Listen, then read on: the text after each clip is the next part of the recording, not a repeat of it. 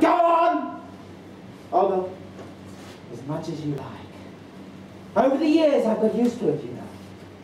Here I am, Euryale, the middle of the three famous Gorgon sisters. My eldest sister, the finest lyre player, the deepest singer of any woman in Achaea. And I, the sweetest singer and most beautiful dancer in the Peloponnese. Oh, we were famous. Us, with a third sister, poor gentle Medusa. Men and gods came flocking to see us, loved us. I remember Dazzling, she would scold them, but she would take the ones who took her fancy up to the rocks. And I was so young. I was always embarrassed when I had it. But Medusa, oh Medusa, she lost her mother when we were young.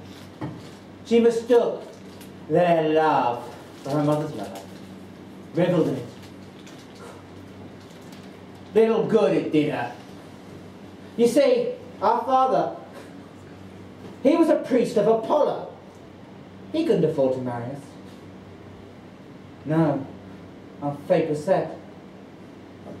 We were going to be priestesses of Artemis, and all our fame brought us was the right to serve in her holiest of temples, the temple of Ephesus. I remember we were carried across the wine-dark sea to the great temple, and all of Asia wondered at it. The Gorgons were there, in the temple of Ephesus, singing and dancing. How the men flocked, and the priestesses looked in fury as men looked at us. So they had our hair cut. I remember Dazzling, she was happy, said that now she was a boy, she would do boyish things, started to ride. And Medusa pulled at her hair, lamenting that it was short, lamenting that she looked now like a boy. But you know, she didn't need to worry. She had the kind of looks that as a man or a boy or a woman, she was irresistible. But you know, it was just that as a boy she got a different kind of lover. A different kind of man lusted after her. A different kind of God. We heard him. In our dreams we heard him, whispering. The three of us didn't talk about it much, but we took to standing in the holy Aegean, watching it flow over us, until that day came. I remember it well. It was on the holiest day of the Good Mother, when the silver bell echoed over the island. We were standing, and I said we had to go back to the temple to start our dithyrambs, but Medusa said she would just stay that little bit longer. She was not needed straight away, you see, and we let her. We let her. I remember as I climbed up the rocks, I looked behind, and I saw she was still standing in the water. And there seemed to be a great wave coming towards her. A wave coming out of nowhere. And then we were gone. Needless to say, she turned up very late for the holy rites. And when she did come, missing all her parts, she lay as a supplicant before the holy altar. And we all knew something was happening. She was dishevelled. But she knew too. Diana, Lady of the Moon, how could she not know? And how could she forgive? This outrage to one of her priestesses on her most holy of days. And by him too. By the shaker of walls, her father's brother, her would-be outrager, the Lord Poseidon. And as we sang our holy dithyrambs, suddenly the great statue moved, lit by moonlight, with eyes of gentle hatred anymore. Sent out a hand and grabbed Medusa where she lay, took Medusa's struggling form into its mouth, and bit, remaking her face and flinging her aside. And then the statue turned and said, "She has frozen the flesh of men with her looks, frozen their hearts, and now she will freeze them once and for all, turn them to stone."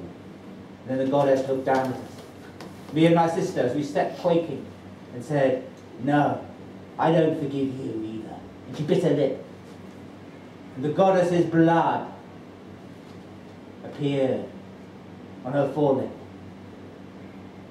And the great hand reached down, took me into its mouth, catching me up, and bit, and bit. I felt the teeth as they remade me. But I felt something else too. The goddess's blood. The goddess's blood entered in, changed me. I shared in her immortality. And then I was flung aside, and she reached and stretched towards the Cenotho, who was running across the beach when she was plucked back and into the mouth of the goddess. And then strange, all its black. The next I remember was waking up with my sisters on some strange shore. I don't know how we got there. Perhaps the Lady Diana took pity on us. Perhaps the Saccaro cities, but I doubt. Or perhaps it was you, Pallas, goddess of cold reason, who saw in our ruin your opportunity. Be that as it may, we dwelt a long while amongst the rocks. We soon discovered, when the men came, our power to turn them into stone. They've got my power after all these years. Do you wonder we used it? Well, we thought our problems might be over. But it was strange. Medusa, who alone had not shared the goddess's blood, still needed to sleep, while I and my sister, the Cenotho, would dwell amongst the high rocks, entranced-like stuff, entranced during the night. I remember that night. It was just before dawn, where we heard something like wings travelling overhead. And I pointed, and we saw something shining in the sky, but we could not make it out. All we could see was that it was landing down by the little hut in which our sister, Medusa, slept. Then we heard a shriek of terror, and we ran! We ran towards the hut of Medusa, but too late. As we stood in the rocks, we saw the hand, invisible, clutching in its hand a sword. Go down! And cut off the head of our sister. I remember as the Cenotho leapt at the invisible figure. No news. And the pair of us buried the headless corpse. The goddess would not even give her dignity.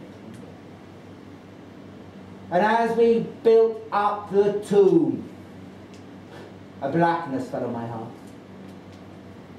When we were done and had sung our final dithyramb, I shook my head at my sister, and I went east, and she went west.